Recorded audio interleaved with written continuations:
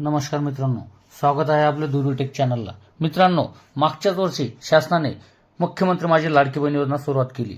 मित्रांनो, या योजनेचा उद्देश काय होता?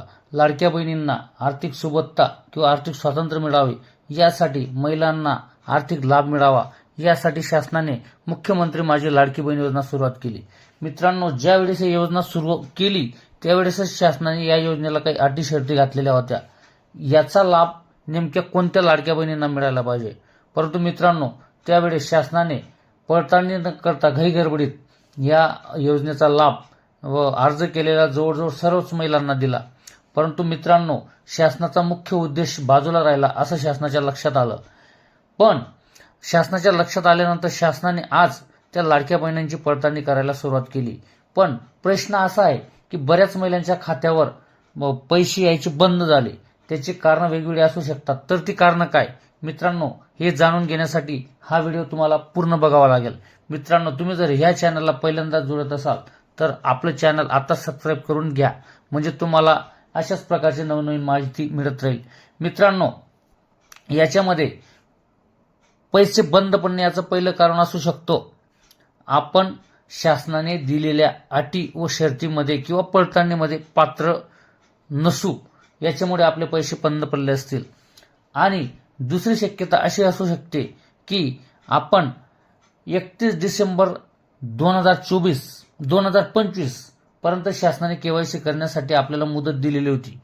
त्याच्यात जर आपण केवायसी केलेली नसेल तर मित्रांनो, आपण 100% आणि 100% या 1500 रुपये मुख्यमंत्री माझी लाडकी बहीण योजनेचा जो शासन हातभार देत होतं, ही योजनेला निश्चितच मुकाल। ही चूक आपल्याला खूप महागात पडेल। मित्रांनो, सर्वांनाच आज समज असा आहे की शासनाने पोर्टल सुरुवात केली आणि 31 मार्च 2026 पर्यंत मुदतवाढ दिली। परंतु मित्रांनो, मुदतवाढ कोणासाठी दिली?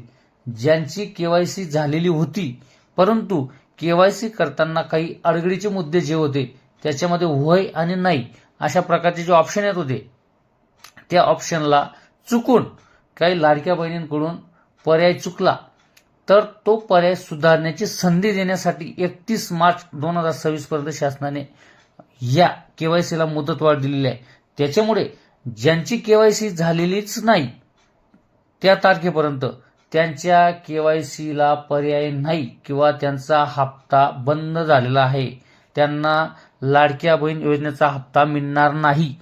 मित्रांनो, ही जर पडताळणी आपल्याला करून घ्यायची असेल तर आता जे पोर्टल चालू आहे त्याच्यामध्ये या लाडक्या बहिणीचा आधार कार्ड टाकल्यानंतर त्यावेळेस तिथं जर मेसेज आला की आपला या यादीमध्ये आधार क्रमांकाचा समावेश नाही, तर लाडक्या बहिणींनी समजून घ्यायचं की आपली केवायसी झालेली नाही।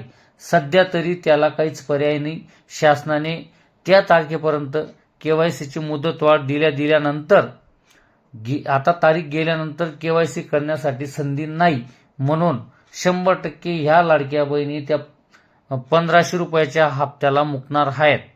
मित्रांनो, याच्यामध्ये शासनाने आता पडताळणी करण्यासाठी सुरुवात केलेली आहे। या पडताळणीमध्ये ज्या महिला अपात्र आहेत त्यांचा हप्ता निश्चितच थांबणार आहे। इतर कोणत्याही प्रकारचे कारण नसू शकतात आपले 1500 रुपये हप्त्याची येणं बंद व्हायला। आणि मित्रांनो, लवकरात लवकर लाडक्या बहिणींच्या खात्यामध्ये 1500 रुपये जमा होणार आहेत। आणि ज्या महिलांचा हप्ता काही कारणास्तव थांबलेला होता तर त्या महिलांना सुद्धा एक रकमी 6000 मध्ये हप्ता एखाद्याचा जमा झाला असेल किंवा जमा होईल, त्यांना पूर्णपणे त्यांचे पैसे मिळणार आहेत। आणि ज्या लाडक्या बहिणींचे हप्ते यायचे बाकी आहेत त्यांचा हप्ता प्रतीक्षा करायची गरज नाही। लवकरात लवकर 1500 रुपये किंवा थांबलेले हप्ते लवकरच त्यांच्या खात्यामध्ये जमा होणार आहेत। त्याच्यामुळे लाडक्या बहिणींसाठी आनंदाची बातमी आहे। आणि ज्या लाडक्या बहिणींची केवायसी झालेली नाही त्या बहिणींसाठी सुद्धा ही बातमी धक्का देणारी आहे। त्याच्यामुळे लाडक्या बहिणींना निश्चितच ही माहिती आवडली असेल अशी मी खात्री करतो। धन्यवाद।